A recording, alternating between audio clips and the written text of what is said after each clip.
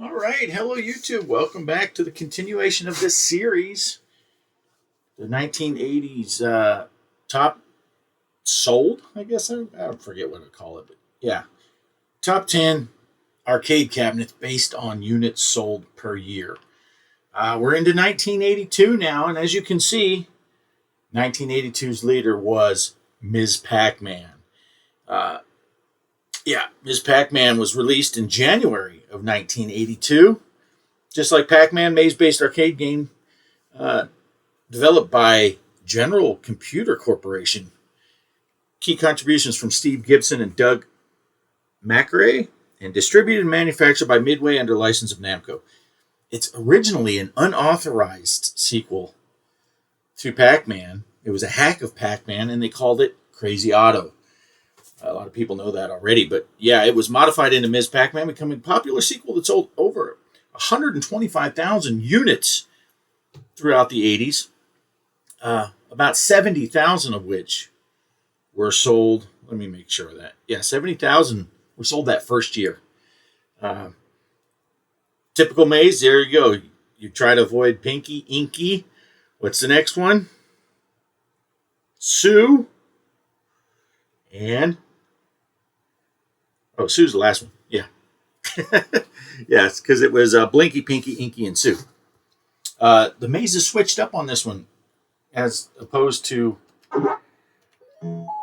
regular Pac-Man where you were playing the same maze all the time.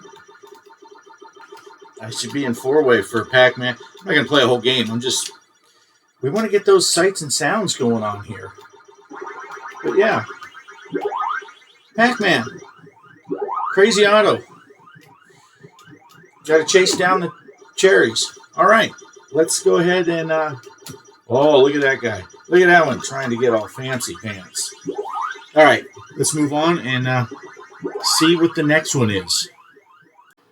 All right. Here we go. Number 2 on the list is Donkey Kong, which was also on last week's video for last year, 1981. In 1982, it was the second top selling based on the rough stats that we have available to us.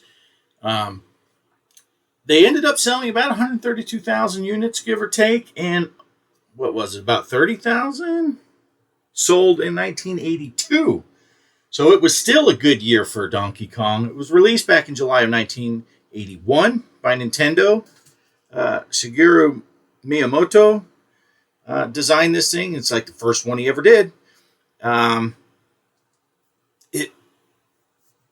The introduction to Mario. I mean, what else needs to be said about this game? Of course, they called him Jumpman in this, but he later became Mario. And they sold these for quite a while. Made a lot of good sales. So a lot of people, this is one of their favorites. Again, I'm not going to do a full gameplay on this one. Just want to get a little bit of the sights and sounds going on with this. And, get those memories going. It's got the 4 different screens.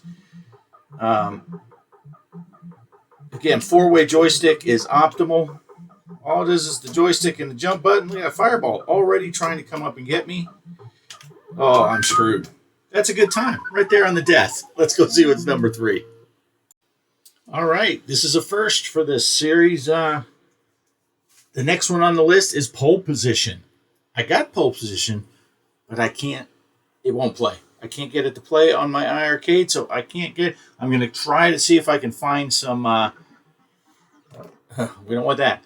I'm going to try to see if I can find some video and overlay it. Sorry, I'll give credit to whoever's video I find. Pole Position was released September 1982 in Japan by Namco and November 1982 in North America by Atari. Designed by Toru Iwatani. Introducing pioneering racing game, and there's a mosquito in here, pseudo 3D perspective. They sold about 20,000 units in 1982, making it number 3 on this particular list. It made a lot of money. 1982 was its release, and it still sold a lot of cabinets, even though it was released late in the year. So hopefully I was able to get some video up. If not, sorry. first one I've ever had that it won't load in either side, arcade side or on the Viper side. So let's just move on. Let's see what was next. All right. So next on the list was Dig Dug. Dig Dug sold about 15,000 units in 1982. It was released in February 1982 in Japan, April 82 in North America by Atari. Designed by, man, these designer names. Masahisa Ikegami. Featuring innovative gameplay where players control a character tunneling underground to inflate and burst enemies like pukas and figures. Sold, well, this is saying about 22,000 by 1983. The other list said 15,000. Consistently ranked among the top grossing arcade games 1982 and 1983. Influencing later digging-based games with its strategic maze creation and quirky charm. It is an interesting little game.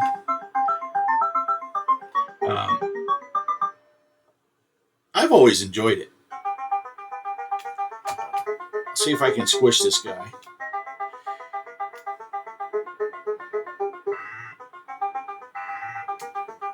Kidding. But yeah, they basically follow you around. You can inflate them. Drop these rocks on them. They'll run from the rocks. Look at that, 3 for 1. Good time to end it. All right, let's go see what's next. I forgot what number we're on. All right, here we go. Number 5 on the list is Q*bert. Released October 1982 by Gottlieb in North America. Designed by Warren Davis and Jeff Lee. Hey, names I can pronounce. Inspired by an optical illusion and Escher-like geometry, featuring an isometric platformer where players control the orange snout-nosed Q*bert hopping across a pyramid of cubes. Change of colors. Sold approximately 25,000 total units. This is saying in 1982 it sold about 12,000 of them. Yeah, I've not tried to play this yet. I just installed it. It had the diagonal thing. So I'm going to go ahead and try seeing. Let's see what happens here. This is not going to be my full gameplay, but let's see how this works.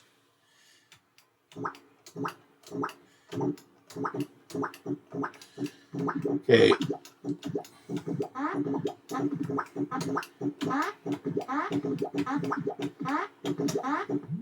I'll just do that. Get everyone off there. Yeah, it's kind of weird. It's fairly intuitive, though.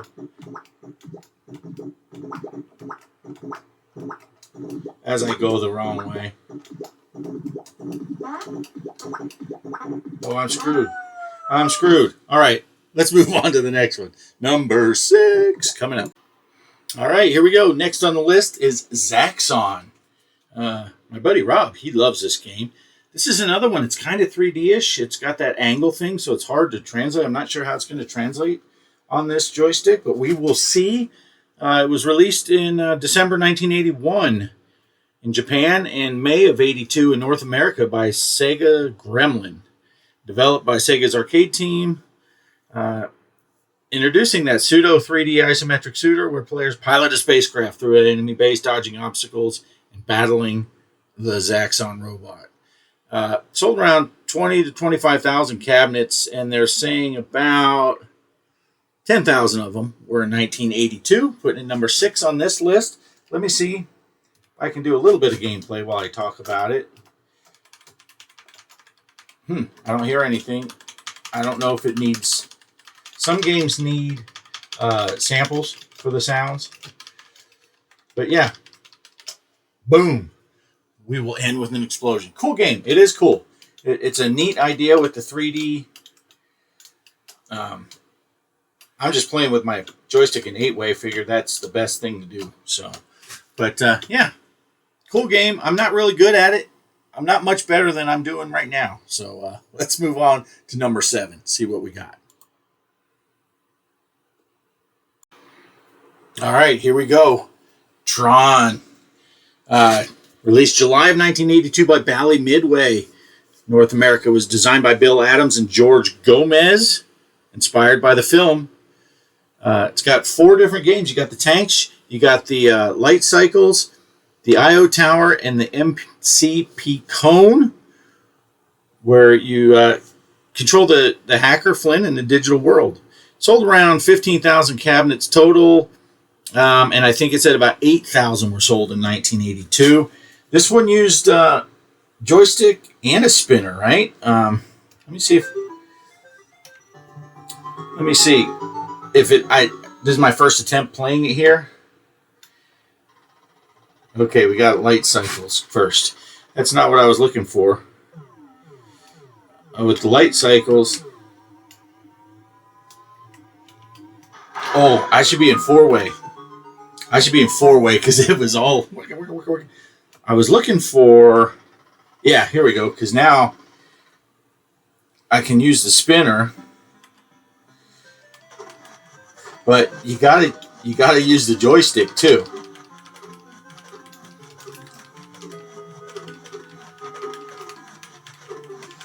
And then run in there. Now the joystick on the actual cabinet had a trigger, so you could use the spinner, and I'm having to use the joystick and the and the A button and the spinner, so it makes it kind of a challenge. Same thing here. You're going to kind of just make it to the top. So, all right, I made it. I guess I can show you the tanks. Tanks, we saw that on the description thing. But same thing. I think the turret is controlled by the.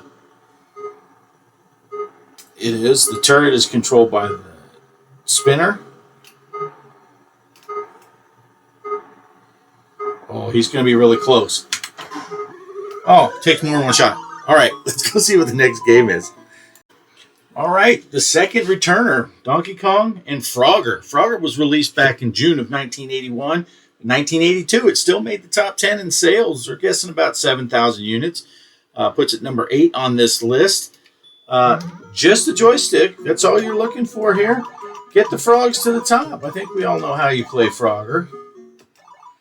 Oh, I wanted that fly. No flies. No flies. But, yeah, so this is the second year in a row that Frogger made it on the list. So, good on you, Frogger. Good on you, Frogger. We're going to get one more, and then we're going to go to the next one. Boom. All right, let's go see what number 9 is. It's one of my favorites. All right, there it is. Joust, number 9, released July of 1982 by Williams Electronics. Designed by John Newcomber with art by Jan Hendricks and Python Angelo. Medieval themed game where you're flying on an ostrich. I've always loved this game. 2 players. That's one of the reasons. I've never played this in 2-player competitive. Everyone I've ever played with were like, let's work together. Yeah, it's a pretty simple deal. They sold about between 6,000 and 7,000 units in 1982. Sold, over 26,000 cabinets totally. Made them some money. I think we all know how Joust works. Probably everyone that's watching this. You fly around, pushing the flat button, and you just want to hit these guys.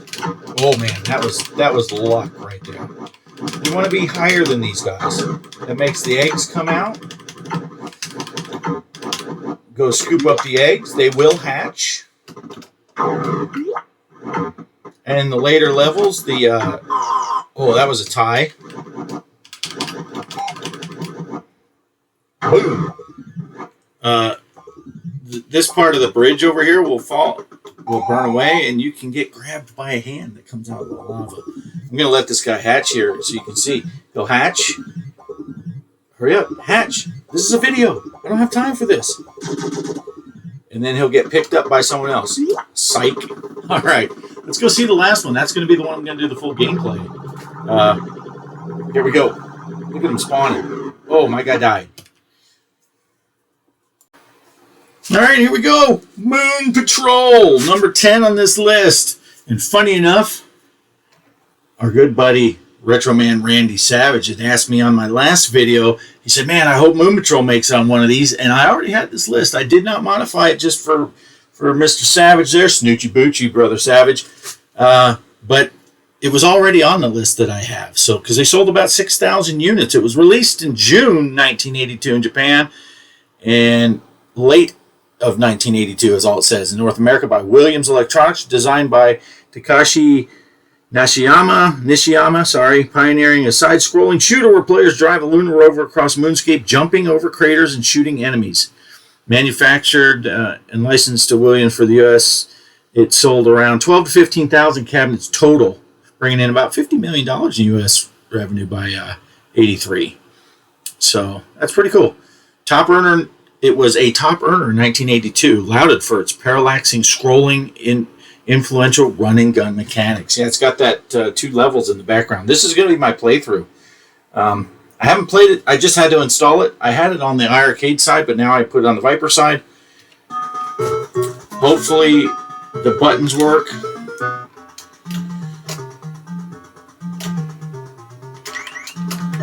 Okay. B. Oh my gosh. B is jump. A is shoot. And you can speed up and slow down. Oh no! Wow, it's been a long time since I played this. I was thinking, why am I not shooting these rocks?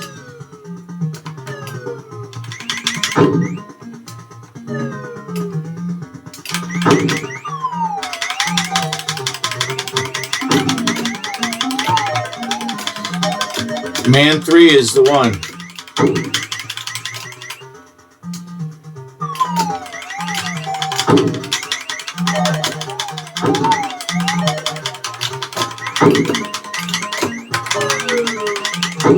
Oh, I was nervous there. We made it to C.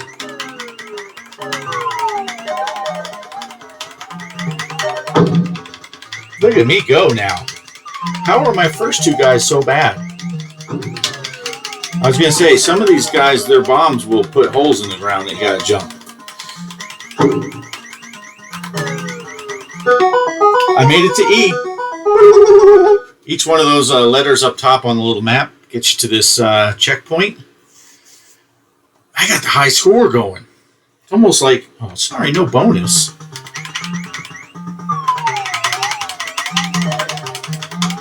Oh, man. I'm just holding it full bore at this point. That was a big hole. Can't shoot those little ones. I was afraid of that. I should have jumped again. You can just kind of tap it and go. We're not continuing this game. This is the end of the video. So, yeah. Moon Patrol made the list. Like I said, this is just a list that they base it on overall sales and then how popular a game was in that particular year. So I pulled up 2 or 3 different ways of doing it on the first 1980, and they were all pretty much the same lists. Some would have a couple of different games, but I just said, you know what, I'm just going to run with this one list so it's all consistent. And so, yeah, this was 1982. And thanks for watching. And stay tuned next week. I've never made it this far. I've never seen those things. Tune in next week for 1983, and let's see. Put in the comments below if you think any of these are going to go, or what games you think might be in that list. No cheating. Don't be grokking it, because that's how I did it. Let me know if you see any, or what you think, if any of these are going to be in next week's video, or we're going to have a whole new list of top 10. So, thanks for watching, and I'll catch you on the next one. Peace!